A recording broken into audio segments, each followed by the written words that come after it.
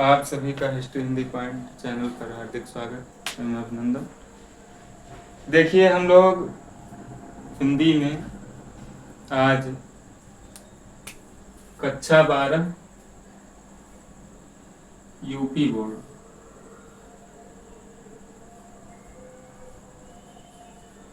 Board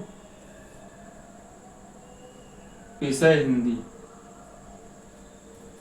में सामान्य हिंदी का पहला जो चैप्टर है पवन भूतिका, उसके पद्यों पर जानेंगे और समझेंगे उसके पद्यों को। देखिए, पवन भूतिका ये सामान्य हिंदी के छात्रों में पहला चैप्टर है और साहित्यिक हिंदी जो है उसमें तीसरा चैप्टर है। ज़्यादातर सामान्य हिंदी के ही छात्र रहते हैं, क्योंकि जो साइंस से या चाहे मैथ से हो चाहे बायो से है तो उनके में सामान्य हिंदी ही रहता है। आर्ट साइड वाले स्टूडेंट जो हैं उसमें साहित्यिक हिंदी है। तो ये उनका तीसरा चैप्टर है साहित्यिक हिंदी वालों का, और सामान्य हिंदी वालों का पहला चैप्टर है। इसका नाम है पवन दूतिका। और पवन दूतिका जो है इसको अयोध्या सिंह उपाध्याय हरिऔध जी ने लिखा है। अयोध्या सिंह उपाध्याय जो हैं हरिऔध जी, वो हिंदी साहित्य में खड़ी बोली के बहुत बड़े कवि हैं और उनका प्री प्रवास हिंदी साहित्य की खड़ी बोली में प्रथम महाकाव्य है। खड़ी बोली का प्रथम महाकाव्य प्री प्रवास जो है वो अयोध्या सिंह उपाध्याय हरिऔध जी का ही है। पवन दूतिका जो है इस पाठ में राधा जो है वो पवन को अपना दूती बनाकर कृष्ण के पास भेजती हैं। देखिए, है क्या स्टोरी, कहानी ये है कि कृष्ण जो है वो चले गए हैं वृंदावन से, कृष्ण मथुरा चले गए। तो कृष्ण जब मथुरा चले गए तो वो ये कहकर गए थे कि कुछ ही दिन में आ जाएंगे, लेकिन वो कुछ दिन में नहीं आए हैं। तो इधर राधा जो है वो बहुत वियोग में है, और राधा वियोग में है तो वो पवन को एक माध्यम बनाती हैं और पवन को एक दूत बनाती हैं और भेजती हैं, और अपनी जो दिक्कत है, जो परेशानी है, जो वियोग का समय है, जो उनको हो रहा है, जो भी प्रॉब्लम, जो भी समस्या है, उसको कृष्ण से बताने के लिए पवन को एक माध्यम बनाना। तो वही इसमें है, वर्णन है उसी चीज का। तो देखिए, पहला पद देखते हैं सबसे पहले। बैठी खिन्ना एक दिवस वे गेह में थी अकेली। राधा एक दिन, खिन्न माने होता है दुखी मन से, परेशान मन से। बैठी, राधा बैठी हुई थी। खिन्न मन से, परेशान मन से। यक माने होता है एक, दिवस माने दिन, वे गेह माने घर, में थी अकेली।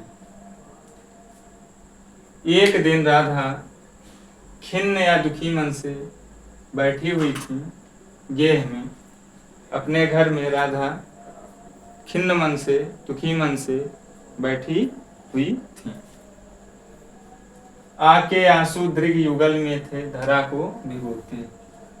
आके आंसू दृग युगल, युगल माने होता है जोड़ा और दृग माने होता है आंख। तो आंख दो होती है तो वही दृग युगल। तो आके आंसू, उन दोनों आंखों में, जो आंखों में आंसू धरा को भिगोते। आके आंसू दृग युगल में थे धरा को भिगोते।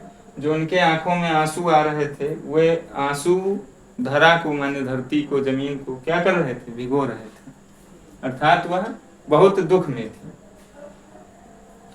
आई धीरे इस सदन में पुष्प सदगंध को ले, प्रातः वाली सुपवन इसी काल वातायनों से।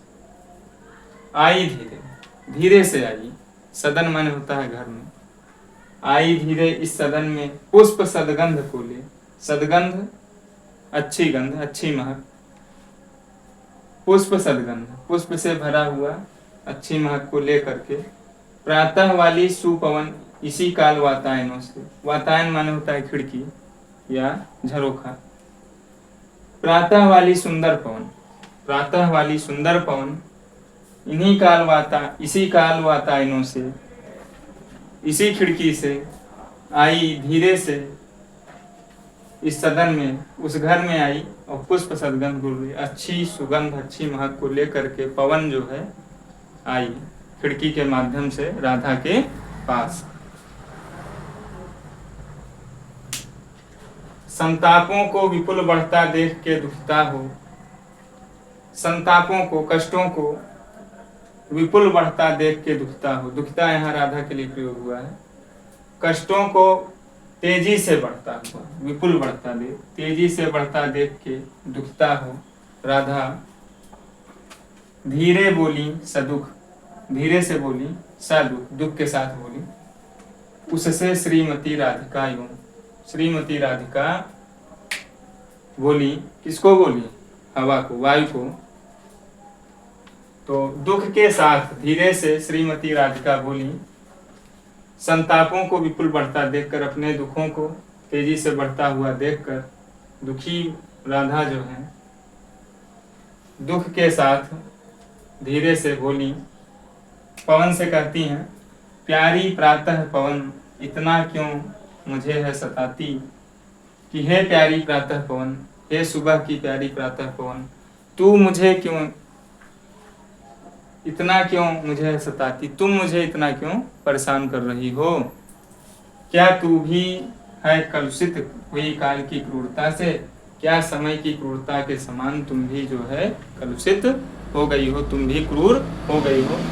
यहाँ तात्पर्य यह है कि जब राधा क्या है, वियोग में है, तो जब कोई भी नायिका या ये कह सकते हैं राधा, जब कोई वियोग में है, होता है प्रेम में, वैसे भी अगर कोई वियोग में होता है तो उसे हवाएं, ठंडी हवाएं या जो भी अच्छी चीजें हैं वो अच्छी नहीं लगती हैं, वो और मन को पीड़ा देती हैं और मन को कष्टकारी महसूस कराती हैं। तो यहाँ उसी का वर्णन है।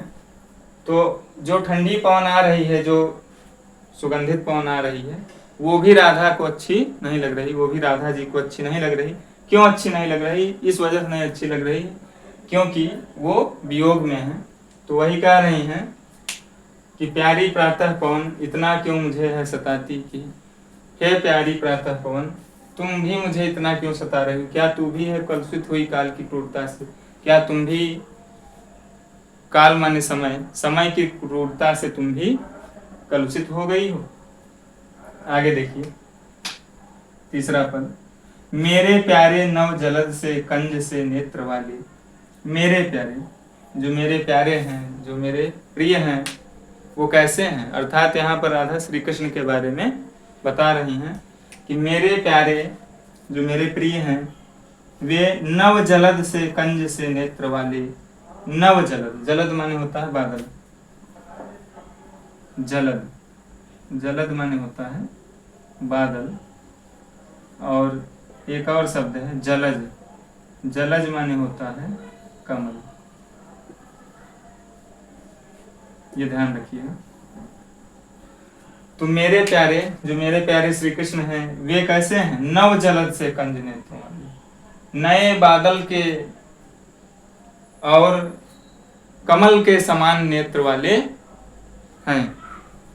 जाके आए न मधुवन से, जाके आए न, जाके आए न, गए लेकिन आए नहीं, मधुवन से, और न भेजा संदेशा, और न भेजा संदेशा, और वहां से कोई संदेशा भी नहीं भेजा। मैं रो रो के प्रिय विरह से बावली हो रही हूँ, जाके मेरी सब दुख कथा श्याम को तू सुना दे। राधा कहती हैं पवन से कि मैं रो रो के प्रिय विरह में बावली हो रही, मैं अपने प्रिय के विरह में रो रो कर, मैं अपने प्रिय के विरह में दुख से रो रो कर बावली हो रही हूँ। जाके मेरी सब दुख कथा, तुम जाकर मेरी सारी दुख कथा को श्याम को तुम जाकर के सुना दो, अर्थात मेरे प्रिय को जाकर के मेरी सारी दुख कथा को सुना दो। आगे देखिए चौथा, अब देखिए चौथे पद में राधा रास्ता बता रही हैं और रास्ते में जो बाधाएं आएंगी उसके बारे में बता रही हैं पवन से। कह रही हैं ज्यों ही मेरा भवन तज तू अल्प आगे बढ़ेगी, ज्यों ही मेरा भवन, ज्यों ही मेरे घर को, तज माने होता है त्यागना, तू माने तुम, ज्यों ही मेरे भवन को, तज माने त्यागना, ज्यों ही जैसे ही तुम मेरे घर को छोड़कर अल्प आगे बढ़ोगी, अल्प आगे, अल्प माने थोड़ा सा आगे बढ़ेगी। कौन से कह रहे हैं जैसे ही तुम थोड़ा सा आगे बढ़ोगी मेरा घर को त्याग कर, शोभा वाली सुखद कितनी मंजू कुंजे मिलेंगी, शोभा वाली, शोभायमान, सुखद, सुख देने वाली, कितनी मंजू कुंजे मिलेंगी, न जाने कितनी मंजू कुंजे मिलेंगी, मधुर मधुर कुंजे, लता कुंज मिलेंगी। कुंज होता क्या है, जैसे छाजन टाइप कह सकते हैं। तो खूब ढेर सारी लताएं, खूब ढेर सारे कुंजों की छाया मिलेगी जो बहुत तुम्हें आनंदित करेगी। और अगर एकदम जैसे कि नॉर्मल भाषा हम लोग समझना चाहें तो लताएं ऐसे होता है जैसे सेम वगैरह लगा देते हैं और किसी चीज के ऊपर चढ़ा दिया जाता है तो वो छाजन बन जाता है। तो वहां पे जब बैठिए गर्मियों में तो बड़ा अच्छा लगता है। तो ऐसा ही कुछ, प्यारी छाया मृदुल स्वर से मोह लेंगी तुझे वह, उनकी छाया, प्यारी छाया मृदुल स्वर से, प्यारी छाया और मृदुल स्वर से, वहां पे पक्षी वगैरह भी होंगे, तो मृदुल स्वर से मोह लेंगी तुझे वे जो है तुम्हें मोह लेंगी, तो भी मेरा दुख लख वहां जा न विश्राम लेना, तो भी मेरे दुख को देख करके वहां पर जाकर विश्राम न लेना, वहां पर जाकर के विश्राम न करना, आराम न करना। ऐसा वो हवा से कह रही हैं, पवन से कह रही हैं। आगे का देखिए, थोड़ा आगे सरस रव का धाम सतपुष्प वाला, थोड़ा आगे, जैसे ही थोड़ा और आगे बढ़ेंगे, सरस रव का धाम सतपुष्प वाला, सैकड़ों पुष्पों वाला, सरस रव का धाम अर्थात अच्छे अच्छे बहुद्रुम लतावान सौंदर्यशाली, वहां पर अच्छे अच्छे बहुत ढेर सारे लतावान सौंदर्यशाली लताएं, डालियां मिलेंगी। प्यारा वृंदा विपिन मन को मुग्धकारी मिलेगा, प्यारा वृंदा विपिन, विपिन माने होता है वन, जंगल, वृंदा माने तुलसी, तुलसी का वन है जंगल अर्थात वृंदावन। प्यारा वृंदावन मन को मुग्धकारी मिलेगा, मन को मोह लेने वाला प्यारा वृंदावन मिलेगा। आना जाना इस विपिन से मुह्यमान न होना, आना जाना इस वन से, आना जाना मतलब एक बार पवन जो है दूत बन करके जाएगा कृष्ण के पास, फिर आएगा। तो आना जाना इस विपिन से, आना जाना इस विपिन माने वन से, जंगल से। मोहमान न होना, लेकिन मोहमान मत होना, उसके मोह में मत पड़ना। ठीक, आगे देखिए, जाते जाते अगर पथ में क्लांत कोई दिखावे, आगे देखिए कह रही हैं यहाँ जो इस पद में जो भाव है वो भाव परोपकार का है, परहित का भाव है। उस भाव को राधा व्यक्त करते हुए कह रही हैं, जाते जाते अगर पथ में क्लांत कोई दिखावे। हवा से कह रही हैं, वायु से कह रही हैं, पवन से कह रही हैं कि जाते जाते जब तुम जाओगी तो अगर पथ में, अगर रास्ते में, पथ माने होता है रास्ता, अगर रास्ते में क्लांत कोई दिखावे, क्लांत माने होता है दुखी व्यक्ति, अगर कोई क्लांत कलुषित, कोई क्लांत व्यक्ति, कोई क्लांत या दुखी दिखता है, दिखावे, तो जाके सन्निकट उसकी क्लांतियों को मिटाना। तो सन्निकट उसके पास जाकर, उसके पास जाकर के उसकी क्लांतियों को मिटाना, उसके क्लांतियों को, दुखी मन को, उसके क्लांतियों को क्या कर देना, मिटा देना। धीरे धीरे परस करके गात उत्ताप होना, और धीरे धीरे करके उसके सारे दुख दर्द को हरण कर लेना, ले लेना। सदगंधों से श्रमित जन को हर्षितों सा बनाना, सदगंधों से श्रमित जन को, श्रमित मान होता है श्रमिक जन, श्रमिक जन जो श्रम करने वाले लोग हैं, तो अपने सदगंध, अच्छे महक से, अपने अच्छी गंध से हर्षितों सा बनाना। जो श्रमित लोग हैं, जो काम करने वाले लोग हैं, जो श्रमित लोग हैं, उनको हर्षितों सा बनाना, अर्थात उन्हें खुशहाल बना देना अपनी ठंडी हवा से, अपनी महकते हुए हवा से। ऐसा कर रही हैं हवा से। फिर आगे कहती हैं, लज्जाशील पथिक महिला जो कहीं दृष्टि आए। लज्जाशील पथिक महिला, अगर कोई महिला, पथिक महिला, लज्जाशील महिला अगर कहीं दृष्टि में आती है, जो लज्जा से भरी हुई महिला हो, अगर ऐसी महिला कहीं दृष्टि में आती है, होने देना विकृत वसना तो न तू सुंदरी को। विकृत वसना, वसना माने वस्त्र होता है, विकृत माने फैला देना। तो न तू, न तू सुंदरी के, अगर कहीं लज्जाशील महिला रास्ते में मिलती है, दृष्टि में आती है, तो होने देना, उसके वस्त्रों को विकृत ना होने देना, उस सुंदरी के वस्त्रों को विकृत माने फैलने ना देना, खुलने ना देना। जो थोड़ी भी श्रमित हो, श्रमित वह हो, अगर वो थोड़ी भी श्रमित हो, गोंद ले श्रांति खोना, अगर वह थोड़ा भी वह थकी हो, तो उसको अपनी गोंद में श्रांति खोना, अपनी गोंद में लेकर छांव देना। होठों की और कमल मुख की म्लानताएं मिटाना, होठों की और कमल के समान मुख की जो म्लानताएं हैं उसको मिटा देना। ऐसा राधा पवन से कहती हैं। तो ये देखिए इसका अर्थ था। एक बार और देख लीजिए। बैठी खिन्ना एक दिवस वे गेह में थी अकेली। राधा एक दिन खिन्न मन से, दुखी मन से घर में अकेली बैठी हुई थी। आके आंसू दृग युगल में थे धरा को भिगोते। उनके दोनों आंखों में आंसू जो आ रहे थे उससे धरा को भिगोते, वे आंसू धरा माने पृथ्वी को भिगो रहे थे। आई धीरे इस सदन में पुष्प सदगंध को ले, प्रातः वाली सुपवन इसी काल वातायनों से। प्रातः वाली सुंदर पवन इन्हीं काल वातायनों से, इन्हीं खिड़कियों से आती है। आई धीरे सदन में पुष्प सदगंध को ले, अच्छी महक को लिए हुए प्रातः वाली पवन इन्हीं खिड़कियों से इस सदन में, इस घर में आती है। जिस घर में राधा है उस घर में क्या आती है, कौन आती है? संतापों को विपुल बढ़ता देख के दुखता हो। संतापों माने कष्टों को तेजी से बढ़ता हुआ देखकर दुखता, मतलब यहाँ पर राधा है, दुखता हो। धीरे बोली सदुख उससे श्रीमती राधिका यूं, तो धीरे से बोली अपने दुख के साथ, दुख के साथ धीरे से बोली श्रीमती राधिका यूं।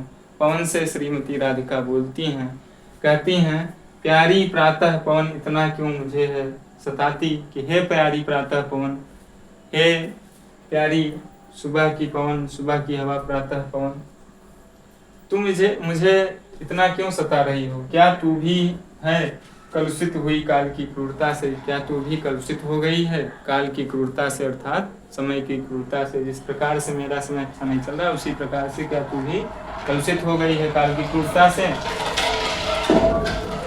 मेरे प्यारे नव जलद से कंज से नेत्र वाले।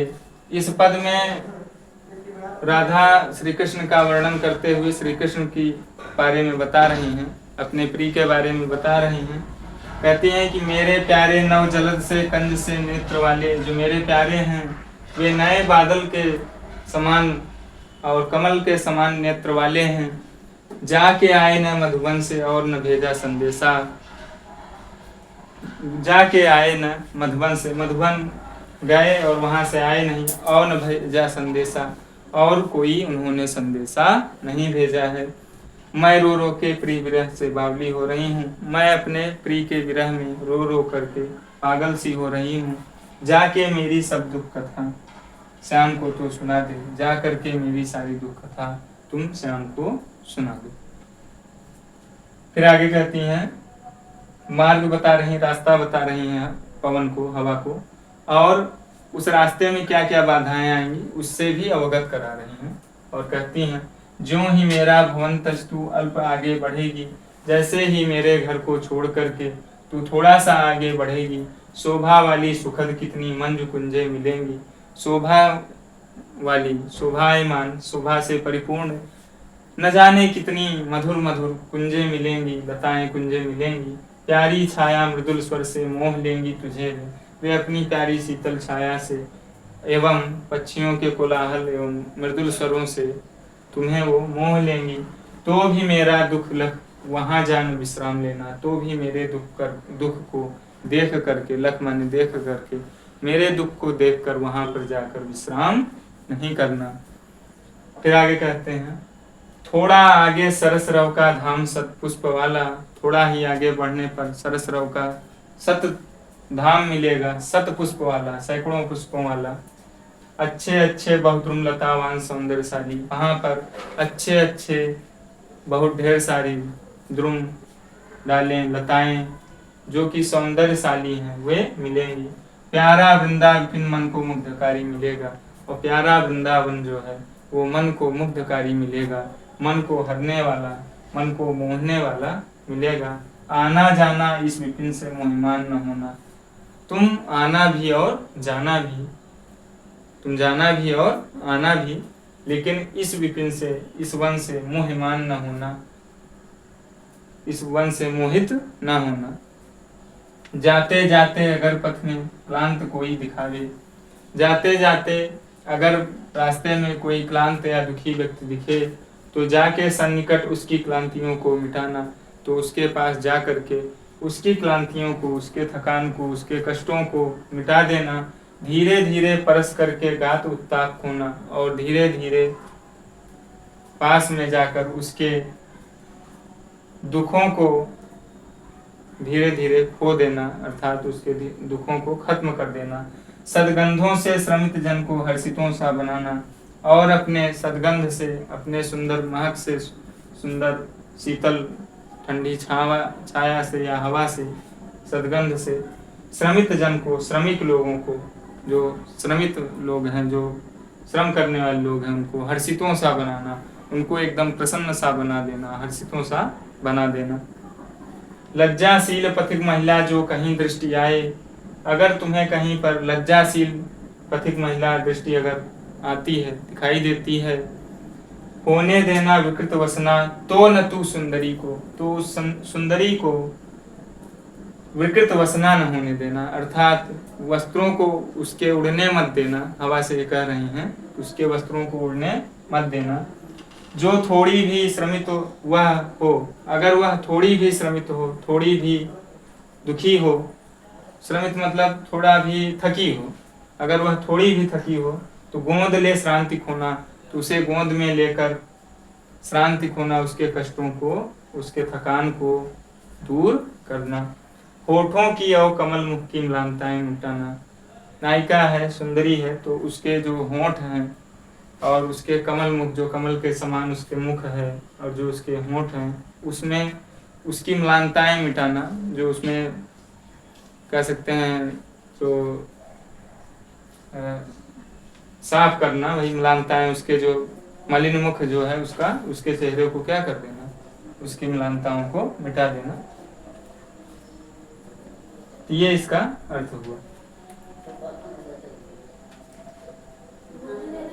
ये हमारा 1 से लेकर 7 तक अर्थ हो गया। अब आगे हम नेक्स्ट जो है इसकी चर्चा इसके आगे की करेंगे।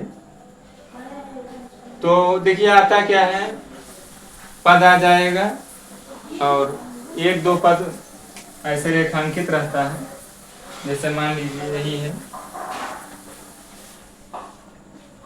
आ गया लज्जाशील पथिक महिला जो कहीं दृष्टि आए, होने देना विकृत वसना, तो न तू सुंदरी। तो रेखांकित पद रहेगा, उसी की व्याख्या करनी रहती है, और कुछ प्रश्न आते हैं इसी से संबंधित, तो उन प्रश्नों का उत्तर देना रहता है, जो कि आप लोग आराम से कर लेंगे।